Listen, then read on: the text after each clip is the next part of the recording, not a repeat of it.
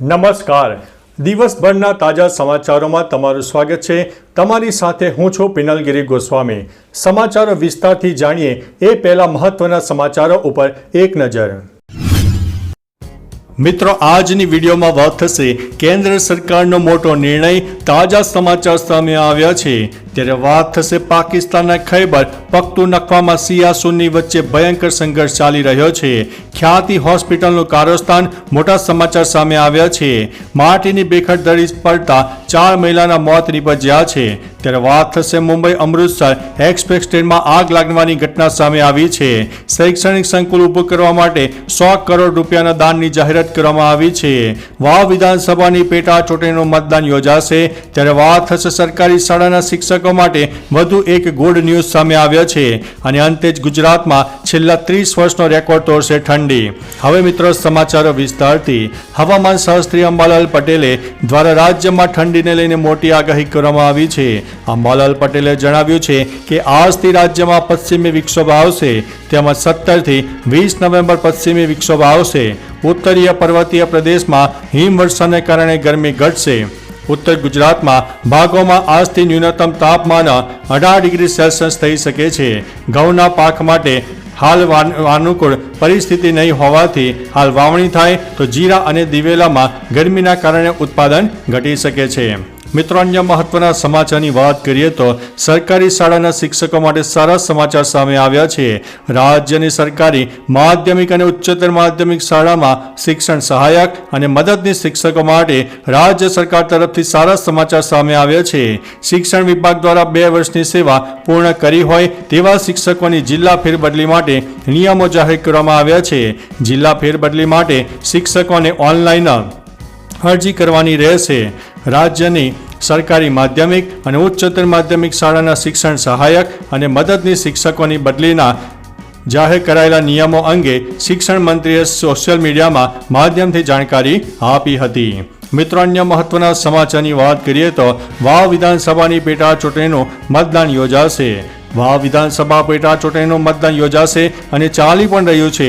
આ બેઠક પર 10 ઉમેદવારો મેદાનમાં છે.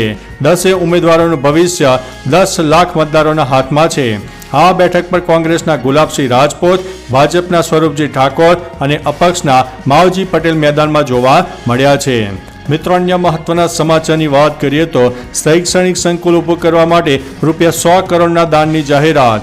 આણંદ જિલ્લાના બોરસદ તાલુકાના નિસરાયા ગામના વતની મહેન્દ્ર પટેલ વર્ષો અગાઉ સ્નાતક સુધીનો અભ્યાસ પૂર્ણ કરીને અભ્યાસાર્થે અમેરિકા ગયા હતા, જ્યાં તેઓ મેક પટેલ એટલે કે મેક દાદાના નામે ઓળખાયા છે. અદમ્ય સાહસ અને પુરુષાર્થથી પણ તેમણે ધન અને વૈભવ હાંસલ કર્યો અને હાલ 65 વર્ષ બાદ માતૃભૂમિનું ઋણ અદા કરવા 12મી નવેમ્બરે માદરે વતન પહોંચ્યા હતા. 85 વર્ષની જયફ વયે તેઓ અહીં એક અત્યાધુનિક શૈક્ષણિક સંકુલ ઊભું કરવા માટે રૂપિયા 100 કરોડનું દાન આપવાની તેમણે જાહેરાત કરી છે, જે સમગ્ર ચરોતર જ નહીં પરંતુ રાજ્યના ઇતિહાસમાં એક વ્યક્તિ થકી ચોક્કસ ઉદ્દેશ્ય માટે થતું આ સૌથી મોટું વ્યક્તિગત દાન રહેનારું છે. મિત્રો, અન્ય મહત્વના સમાચારની વાત કરીએ તો મુંબઈ અમૃતસર એક્સપ્રેસ ટ્રેનમાં આગ લાગવાની ઘટના સામે આવી છે. મુંબઈ અમૃતસર એક્સપ્રેસ ટ્રેનમાં આગ લાગવાની ઘટના સામે આવતા મળતી માહિતી મુજબ મુંબઈ અમૃતસર એક્સપ્રેસ ટ્રેનના એક ડબ્બામાં અંકલેશ્વરથી ભરૂચ આવતા જૂના બોરભાઠા ગામ નજીક આગ લાગી હતી, જેને લઈને પેસેન્જરોને ઉતારી દેવામાં આવ્યા હતા અને ટ્રેનમાં હાજર કર્મીઓને ભરૂચ પાલિકાના ફાયર વિભાગને જાણ કરી હતી. ભરૂચ ફાયર વિભાગ અને ટ્રેનના કર્મચારીઓ આગ ઉપર કાબુ મેળવ્યો હતો.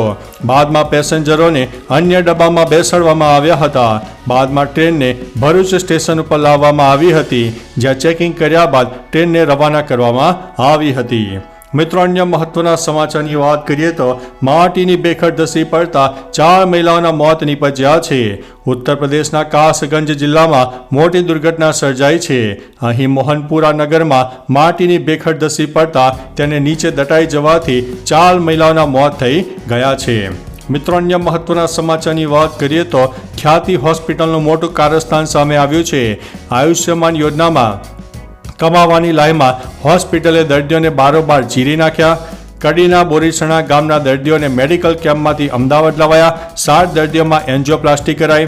આયુષ્યમાન કાર્ડમાંથી 1.5 લાખ રૂપિયા કપાઈ ગયા પણ હોવાનો દર્દીઓના સ્વજનોએ દાવો કર્યો છે।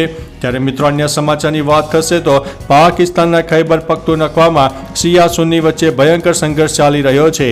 ઇસ્લામાબાદમાં પાકિસ્તાન અને અફઘાનિસ્તાન સરહદે આવેલા સુંદર ખીણો ભરેલા પ્રદેશ ખૈબર પખ્તુનખ્વામાં છેલ્લા કેટલાય મહિનાઓથી શિયા સુન્ની સંઘર્ષ ચાલી રહ્યો છે। તેમાં છેલ્લા કેટલાક સપ્તાહોથી તો ચરમસીમાએ પહોંચ્યો છે। હજુ સુધીમાં ત્યાં 46 લોકોના મોત થયા છે પરંતુ મૃત્યુ પામેલાઓની સંખ્યા હજુ સ્પષ્ટતા જાણી શકાઈ નથી। આથી સ્થાનિક તંત્રે મુસાફરી ઉપર નજર અને પ્રતિબંધ મૂકતા મુખ્ય માર્ગો પણ બંધ કર્યા છે। આમ છતાં શિયા સુન્ની એકબીજા ઉપર હુમલા પણ કરી રહ્યા છે।